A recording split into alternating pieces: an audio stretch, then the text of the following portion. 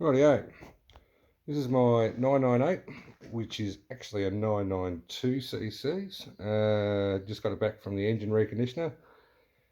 He's had it for 5 years. Managed to drag about $10,000 out of me, and here we have it. But no, look, it's all been done professionally, been done well. It's been sealed by Motorsport Australia here, so we can run it in Group NC later on, if I get to that stage. But anyway, it's not much has been dodged anyway in the build. Everything's been done pretty good. Running the Scorcher electronic ignition, running a girdle plate underneath there, which we got from Ben Bolt in the UK. Thanks for that, Ben. Also sourced me a clutch and look, various other bits and pieces also. So now a few specs on it. Like I said, 992ccs. It's running an R20 cam, good for 3.6 to 7.8. So if I keep her under 8 grand, we should be safe. What else are we running with it? Running wheels rings, and we've got 11.4 to 1 compression ratio. So she should be all right. Look, they don't make millions of horsepower, but for what they are, it should hop along pretty good. This is for hill climbing too, so it's not for getting out there on the circuit. It's to try and accelerate as best we can, so it's more of a rally stage cam anyway. Now we've got the twin 40mm Webers here, running on a Lynx inlet manifold, which I've got all that from Weber Performance in Melbourne. Damien's a great bloke down there, he's pretty good, so give him a call and he might be able to help you out if you're on a project. Now under here, okay, so this exhaust system here, as good as it looks, excuse me, and as well as it's been put together, it didn't bloody fit. There's a bit of filing and a fair bit of mucking around to get it to go on, and not the only one to have experienced that. For a $500 pair, they should have bolted straight on, but look, they'll do the job. But if you do end up getting hold of a pair that looks like this, they come from Queensland, yes, you might expect to do some filing. The pulses are set evenly there on the 1342, so look, I reckon they'll work good, and yeah, I'll be happy once we can hear some good noise coming out of those. Most of you imp blokes would know trumpets, they run against the firewall. Not the firewall, on the chassis, sorry. So anyway, I've wondered what I was going to do with this problem. So this one here, what I've done is I was offered and I bought these here. Now these have been made with a 3D printer. Now I went to go put them in and they're too bloody tight on the inside diameter. So in my wisdom, I got the sanding paper out and started to sand her down, and she snapped clean off. So, which brings me to running it just like so. Mind you, I've got to put a backing plate for an airbox on yet. But if I run it like this, maybe someone might know and can tell me, am I going to have any issues in here with the choke, with it moving around or air running around, whether I need to still have a bit of a sleeve in there to seal it. Anything in the comments would be fantastic if you could. Rightio, so this is what she's going in.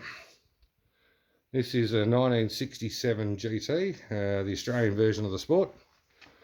There was less than 1,000 of these sold in Australia, so not the world's most popular car, but a lot of Hillmans still sold here, Hillman Imps. But this particular version, which runs one of these engines, which you'll notice with the twin Stromies on there, no different to a Sport. So this is the claim to fame on this vehicle. Engine, the chassis number 364. So that's lets you know it's a GT. Anyway, I had a good old job of cleaning up underneath here, respraying it. Used to be blue. Previous owner decided to paint it white. I couldn't get a colour match for it. I don't know if you can sort of see there. But anyway, won't stress too much. It's all white. White's white. Got new gas shockers here. They came from Queensland. Oh, that was British. Who was they? Don't know. Anyway, they were up there near Gympie somewhere. They were great help. Springs came from Lilydale, just north of Melbourne. Suspension place there. I know we're fantastic too. Great help. Now, you guys here in Australia know this, but it's got the split rear seat in it, if you can see that. And there's the rest of it. Poor old girl, she still needs a fair bit of work. And this one here, good little girl, this one. Been completely redone. Hasn't even had a cut and polish yet, and I've had it for over 12 months. Pretty slack. All the upholstery's been done.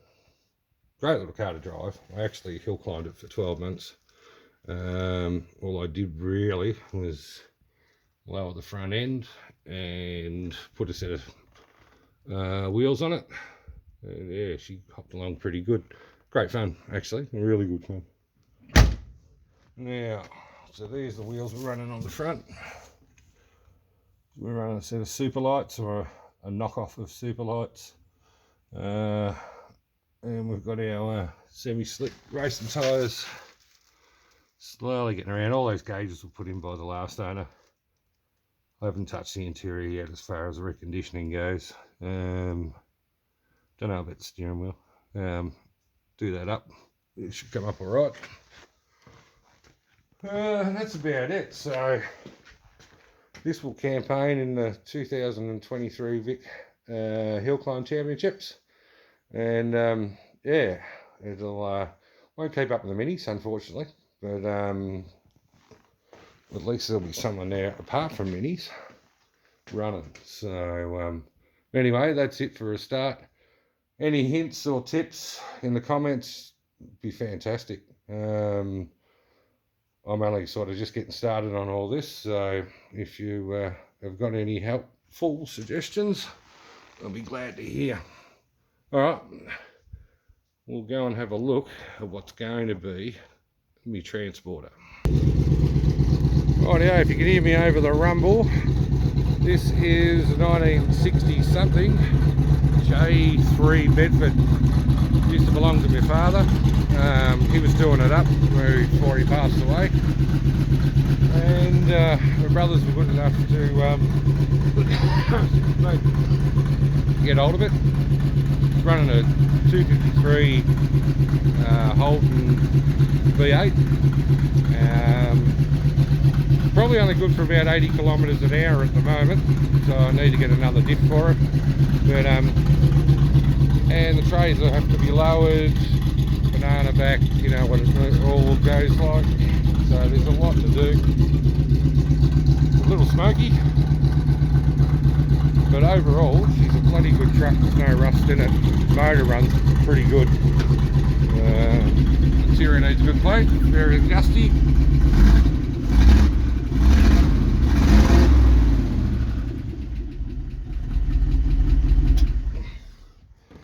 So that's it. That's the old girl. She'll be the transporter. So there we go. Now I'm starting to get a collection of parts. We've got the odd engine here.